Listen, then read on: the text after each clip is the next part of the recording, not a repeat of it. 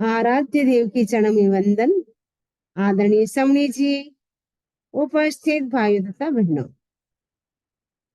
प्रतिक्रमण सूत्र हम सीख रहे हैं। इसके अंतर्गत हमने 9 व्रत तक चर्चा की।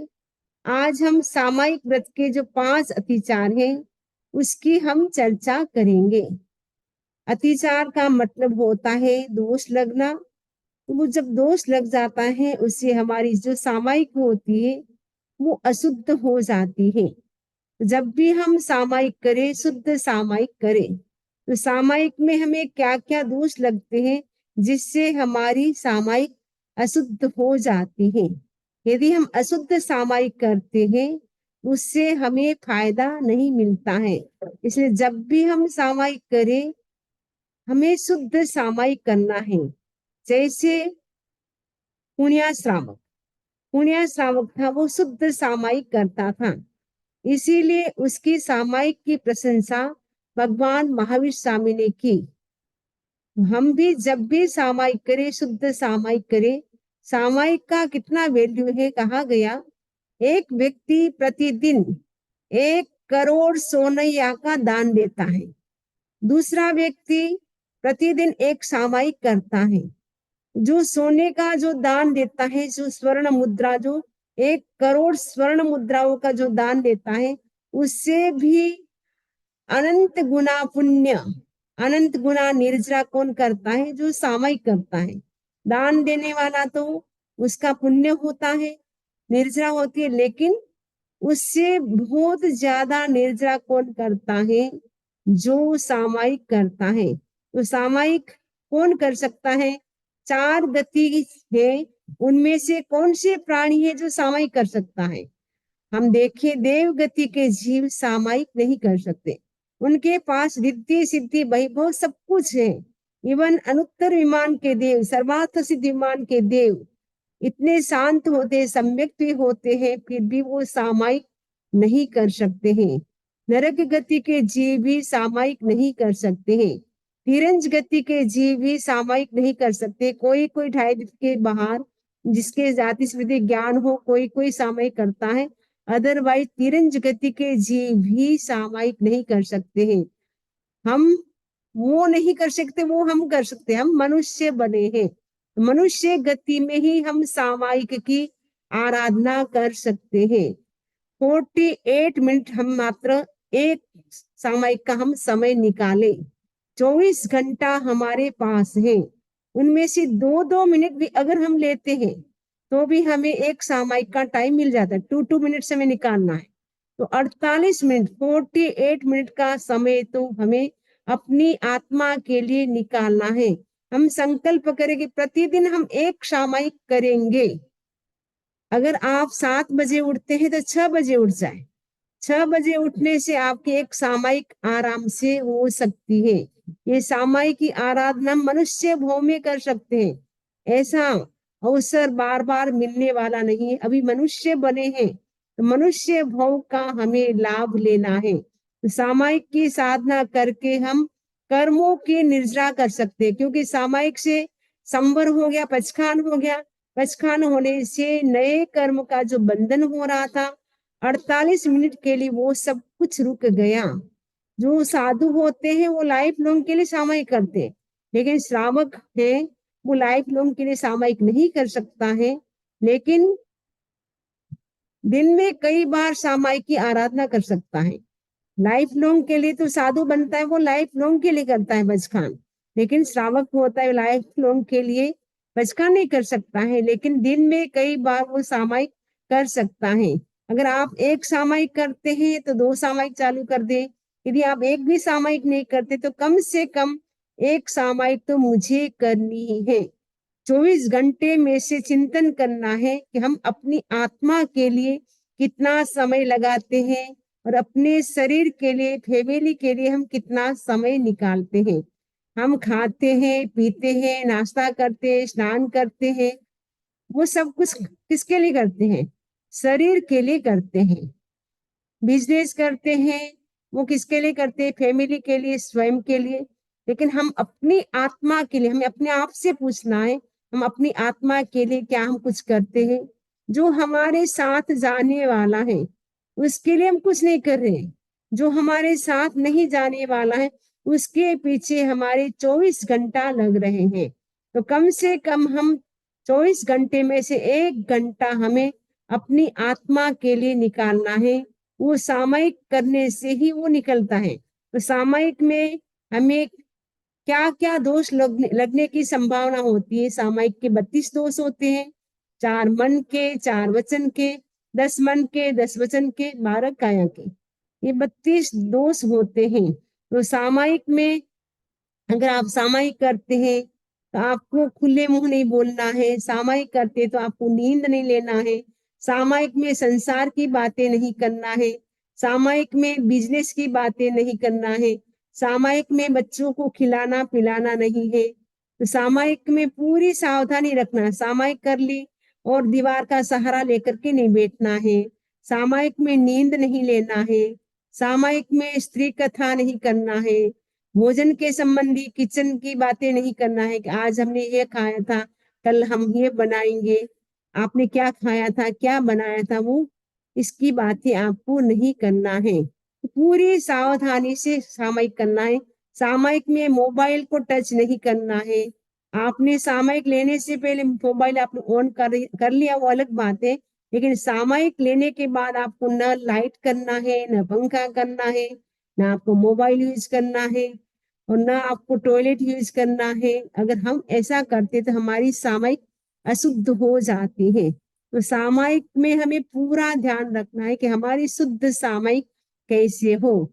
ये जो अतिचार है वो सामयिक के 5 अतिचार, क्योंकि प्रत्येक व्रत के 5 अतिचार है। केवल 7वें व्रत के 20 अतिचार थे। 5 और 15 कर्मादान से टोटल 20 हो गए थे। बाकी सभी व्रतों के 5-5 अतिचार हैं। और सामयिक की साधना हम कई बार कर सकते, क्योंकि इसको शिक्षा व्रत कहा गया है। शिक्षा व्रत का मतलब होता है जिसकी हम बार बार प्रैक्टिस कर सकते हैं, इसीलिए शिक्षा व्रत कहा गया है। सामयिक की प्रैक्टिस श्रावक दिन में कई बार कर सकता है। कई कई ऐसे श्रावक होते हैं दिन में 10-10 सामयिक करता है, 8-8 सामयिक करता है। इतनी सामयिक करे तो बहुत अच्छी बात है, लेकिन कम से कम हमें 1 सामयिक तो करना ही है। ऐसा हमें संकल्प करना है कि सामयिक किए बिना हमें पानी नहीं पीना है, या सामयिक किए बिना हमें सोना नहीं है। तो 24 आवर्स में से हम कभी भी 1 सामयिक सोने से पहले करेंगे, ऐसा संकल्प कर सकते हैं। सुबह आप सपोज बिजी रहते हैं तो शाम को जब ऑफिस से आने के बाद, सब काम होने के बाद हम 1 सामयिक करें, उसके बाद ही दूसरे कामों में हाथ लें। क्योंकि कई लोग होते आते ही खाना खाते हैं, फिर टीवी देखने लग जाते हैं, फिर बातें करते करते सो जाते हैं।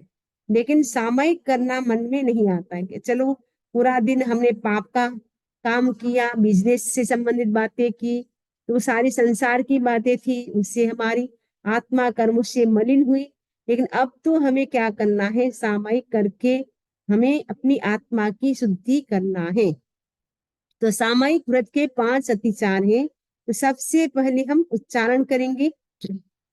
साम्य के अभ्यास में मन मलिनता यदि आ गई, वचन काया पर कलुषता की घटा जो छा गई, किया जो संकल्प उसका विस्मरण यदि हो गया, काल सीमा आकलन में चित्त स्थिरता खो गया, जो मे देवस्य यारुको तस्मिच्छामि दुक्कडम। अब हम एक एक का मीनिंग समझेंगे। सामयिक के 5 अतिचार है। सबसे पहला अतिचार है साम्य के अभ्यास में मन मलिनता यदि आगे। मन मलिनता यानी मन का दुष्प्रणिधान।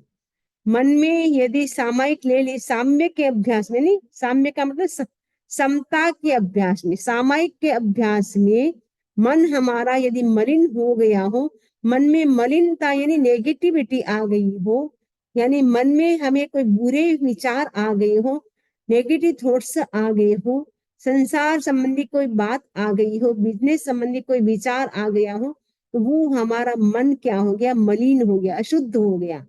तो मन में यदि मलिनता आती है तो हमारी सामायिक अशुद्ध हो जाती है। आपने किया कुछ नहीं, लेकिन मन से ही मन आप सोच रहे कि सामायिक आने के बाद अब मुझे बिजनेस करने के लिए ऑफिस जाना है, अब मुझे सब्जी खरीदने के लिए मार्केट जाना है। मन में दूसरे दूसरे संसार संबंधी कोई भी विचार आपको आता है मन में, इससे क्या होता है, आपकी सामायिक अशुद्ध हो जाती है। तो सामायिक करते समय हमें अपने मन को कंसंट्रेट करना है सामायिक के प्रति कि हम सामायिक में हैं। तो सामायिक में हमारा मन चंचल न हो, क्योंकि चंचल मन होता है तो हमारी सामायिक शुद्ध नहीं होती है। मन को हम एकाग्र करें। आप पूछेंगे मन हमारा भटकता रहता, एकाग्र कैसे हो सकता है? अभ्यास के द्वारा हम अपने मन को एकाग्र कर सकते हैं। दीर्घ श्वास प्रेक्षा एक बहुत अच्छा प्रयोग है। दीर्घ श्वास का प्रयोग हम करें, उससे भी हमारा मन जो चंचल है उसको हम एकाग्र कर सकते हैं। जितनी जितनी एकाग्रता बढ़ती जाती है उतनी हमारी सामायिक शुद्ध होती जाती है। तो फर्स्ट बात है कि मन में हमें नेगेटिविटी नहीं लानी है, संसार की बातें सामायिक में नहीं करना है, बिजनेस से संबंधी बातें नहीं करना है, घर की कोई बातें नहीं करना है, सगे संबंधी जो मिलने आते हैं उनसे भी हमें बातें नहीं करना है, उनको कहना है अभी हम सामायिक में हैं। सामायिक में आपको दरवाजा भी नहीं खोलना है, सामायिक में बच्चों को भी नहीं खिलाना है पिलाना है। तो अगर मन में यदि हम बुरे बुरे थॉट से करते हैं, वो एक प्रकार का अतिचार है। पहला अतिचार मन मलिनता यानी मन का दुष्प्रणिधान। दूसरा है वचन काया पर कलुषता की घटा जो छागे। वचन काया पर, वचन से और काया मैंने वचन का दुष्प्रणिधान और काया का दुष्प्रणिधान, ये दो अतिचार एक साथ है। तो मन वचन का दुष्प्रणिधान और काया का दुष्प्रणिधान, कलुषता का मतलब दुष्प्रणिधान, यानी वचन से हमने कटु शब्दों का प्रयोग किया तो हमारा वचन क्या हो गया, मलिन हो गया, कलुषित हो गया। शरीर से हमने दुष्प्रवृत्ति की तो उससे हमारा शरीर है वो, उसकी जो प्रवृत्ति है वो एकदम खराब हो जाती है, तो वो अतिचार हो जाता है। तो वचन का दुष्प्रणिधान का मतलब है हम वचन से यानी मुंह से यदि हम कटु शब्दों का प्रयोग करते हैं तो वचन दुष्प्रणिधान हो जाता है। सामायिक करते समय हमें ऐसा शब्द का प्रयोग नहीं करना है सामने वाले व्यक्ति को कष्ट हो। हमें पापकारी भाषा का प्रयोग नहीं करना है। सामायिक आपने ले ली और सामायिक लेने के बाद आप कहते हैं सब्जी सुधार दो, अब मेरी सामायिक आने वाली है, मैं सब्जी बनाऊंगी, आप सब सब्जी सुधार करके रख लो। अभी अमुक चीज खत्म होने वाली है, मेरी सामायिक थोड़ी सी घट रही है, आप बाजार से मार्केट से आप ग्रोसरी करके आ जाओ। ऐसा आपको जहां पाप लगता हो ऐसी बातें आपको अपने मुंह से नहीं बोलना है। यदि बोलते हैं तो हमारी सामायिक अशुद्ध हो जाती है। तो वचन संबंधी हमें दोष नहीं लगाने हैं, यानी वचन से हम ऐसे शब्दों का प्रयोग न करें जिससे सामायिक में दोष लगे। तो जिसमें पाप हो, पापकारी क्रिया जिससे हो, वैसा वचन हमें नहीं बोलना है। तो वचन का भी हमें ध्यान रखना है। तो कटु शब्दों का प्रयोग नहीं करना है, पहली बात है।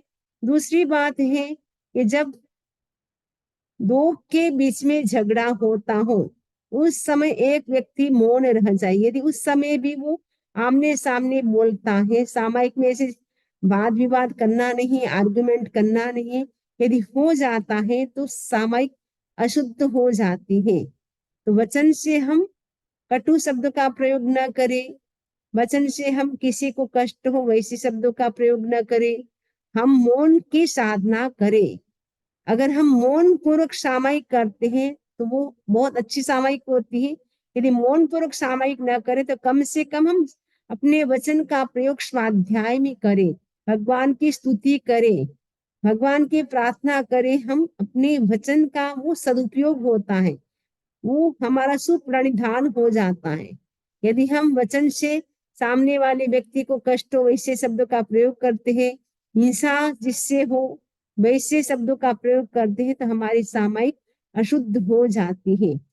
तो दूसरा अतिचार है वचन, वचन की मलिनता। तीसरा है काया, काया पर कलुषता की घटा जो छा गई, हमारे शरीर पर कलुषता की, यानी कलुष जो यानी दुष्ट, कलुषता यानी एकदम जिससे पाप लगते हो वैसी घटा हमारे शरीर पर छा गई हो। तो काया हमारी कलुषित कब होती है? काया कलुषित कब होती है? जब हम अपने शरीर से हिंसक प्रवृत्ति करते हैं। कई लोग होते हैं शरीर से हम मेडिटेशन कर सकते हैं, माला कर सकते हैं, जप कर सकते हैं, वो तो शरीर की अच्छी प्रवृत्ति की। लेकिन हम शरीर से, आपने सामायिक कर ली और सामायिक में आप शरीर को हिलाते हैं, डुलाते हैं, ऐसा शरीर से आप नींद लेते हैं, पैरों को ऊंचा नीचा बार बार करते रहते हैं, आसन बदलते रहते हैं, उससे क्या होता है? सामायिक में दोष लगता है, उससे हमारी शरीर है कलुषित हो जाता है। तो हम ध्यान रखें कि सामायिक के समय हमें स्थिरता रखनी है। जितना हमारा शरीर स्थिर रहेगा उतनी हमारी कर्मों की निद्रा अधिक होगी। मन, वचन और शरीर, इन तीनों के द्वारा हम कर्म का बंधन करते रहते हैं। तो तीनों का जितना हमारा अच्छा होगा व्यवहार, यानी मन से हम अच्छा सोचेंगे, वचन से अच्छा बोलेंगे और शरीर से हम अच्छी प्रवृत्ति करेंगे, तो हम दोषों से बच सकते हैं। लेकिन हम बैड एक्टिविटीज करते हैं तब दोष बढ़ जाते हैं। किया जो संकल्प उसका विस्मरण यदि हो गया। चौथा अतिचार है विस्मरण। पहला था मन की मलिनता, दूसरा अतिचार था वचन की कलुषता, तीसरा अतिचार था काया की कलुषता और चौथा अतिचार है विस्मरण। किया जो संकल्प, आपने सामायिक ली थी, आपने क्या किया था? संकल्प किया था, उसका आपको क्या हो गया? विस्मरण यानी भूल गए। आप एकदम भूल गए कि मैंने सामायिक ली थी क्या, कितनी बजे ली थी, मुझे एकदम याद नहीं है। तो सामायिक करके सामायिक का संकल्प किया और उसका आपको क्या हो गया? विस्मरण, यानी स्मृति न रही, भूल गए। यदि ऐसा हो गया हो तो वो क्या है? एक प्रकार का अतिचार है। जो हम सामायिक करें उसका हमें ध्यान रखना है कि हमने कितनी बजे सामायिक ली थी और मैं सामायिक में हूँ, अभी मैं सामायिक में हूँ, मैं एक प्रकार का 48 मिनट के लिए मैं साधु जैसा बन गया हूँ।